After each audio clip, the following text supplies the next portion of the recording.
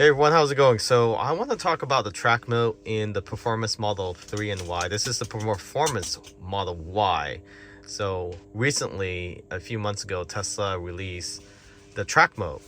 It wasn't available for almost 2.5 years or so, and people have been asking for it. It was only available in the Model 3, which allows you to customize whether you want to drive just with the front motor or the rear motor or both. And you can customize to heat up your battery, cool your battery, and also be able to adjust your traction control. You can turn it completely off. So right now I have it in track mode. You can see there with that display. Also measure the G-force, and you can also turn on track mode video recording. So let's go ahead and go to the pedal and steering. So under pedal and steering, you now have the option to turn on and off track mode. So now track mode is off, so your regular display shows your vehicle. When you turn this on, it does provide you with the disclaimer here. And what the disclaimer say is, select track mode to enable Tesla performance oriented stability control and powertrain settings configured for track driving. This mode is designed to use by experienced track driver familiar with the course. Do not use in public road. It doesn't prevent you from using it in public road, but it does warn you not to use it. Track mode was designed for vehicles with performance upgrade package. Performance and endurance is comparatively lower without performance tires and brakes. Maintenance: check the tire pressure and wear brakes pads and torque lug nuts before and after using track mode. Track mode disable or restrict certain vehicle function, including some driver assist feature, which means no autopilot, no full self-driving. Please refer to the owner's manual for more details. So when you turn on track mode, let's close this one down. Overview. So it does take you to the owner's manual, but let's go to the customization. So it does allow you to do roll, and also hold and creep within track mode. So the roll was not available before. It's usually hold and creep. So they brought back roll and hold and creep. You put in hold, that's usually the default driving. And it also allows you to apply brake when regenerative braking is limited. So if your regenerative braking is limited, your vehicle can automatically apply brake to slow you down. You can customize the track mode. So right here, they do have two preset. So race preset is still 50-50 between the two motors. And your stability assistant, your traction control is set as neutral. Okay, so there's little intervention there. And regenerative braking is 100%. Post-driving cooling is default to on. So this means that continue to cool the powertrain between laps while you are away from your vehicle. This shortens necessary time for your next session, but consumes additional energy and generate noise. And then save your dash cam lap. Enable track mode to store video of your driving session when using lap timer. In addition to the car telemetry data, save dash cam for laps requires to support USB. So your dash cam, use your USB. Please refers to owner's manual and so forth. How to set up. Regenerative braking, you know what stability assistant is. Handling about stability, this is traction control. Stability automatically brakes and distribute torque to prevent skidding and spinning out. Higher values offer more assistance when needed, and lower values allow more freedom. Okay, you can customize up to, I'm not sure how many, let's see. So you can customize up to 5. So here I have rear wheel drive only. So you actually can do rear wheel drive only, front wheel drive only, I guess for light snow, or you just want to use less energy.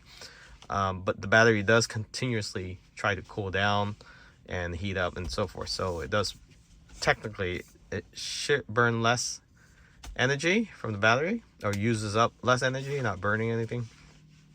And then I do have rear bias. I didn't set this up, but rear bias you can do, let's say 75% rear motor and 25% front motor. Stability control, you can increase this or decrease to nothing.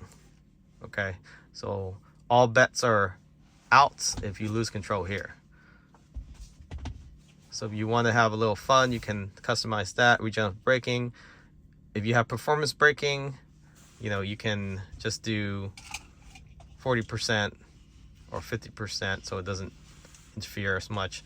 I like this a lot because not only, you don't have to do it in a track, or let's say you go in an area where there's lots of ice or slip situation, you go snowboarding or skiing or whatnot, you can go in here and customize it. So for example, if I want to add a new setting, let's say snow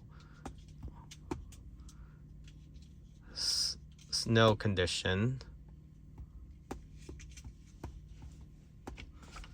I can create this setting. So snow condition, I want full wheel or all-wheel drive, both motors working. Likely I want less stability, so you know it doesn't interfere and I get a little bit more spin to the wheel to get out of situation. Regenerative braking, I probably don't want this on at all. The reason for that is because regenerative braking tends to sometimes brake too hard, or maybe I can just do 25%, so it applies similar situation to resistant in a ice vehicle. For example, in a regular vehicle you don't have regenerative braking, right? So you just continue to roll with the momentum and eventually it'll slow down, right? It does slow down, but usually it's the engine slowing the vehicle down. So 25%, let's say, so that snow condition, so it's safer, you won't spin out as much. Or you can increase this to be safer, right? You don't want to slip too much, so you can do that. And then I can do another situation where, let's say I want to add another one. Let's put this as ice condition. So if I do ice condition, I still want full-wheel drive, all-wheel drive, both motors working. I probably want less slip, right? So I can do more stability assistant. I don't want too much regenerative braking because it tends to lose traction. And yeah, so now I have snow condition, ice condition, rear bias, front wheel drive, rear wheel drive. So it looks like it's unlimited, at least from what I can see. So let's keep adding stuff here. Let's do off-road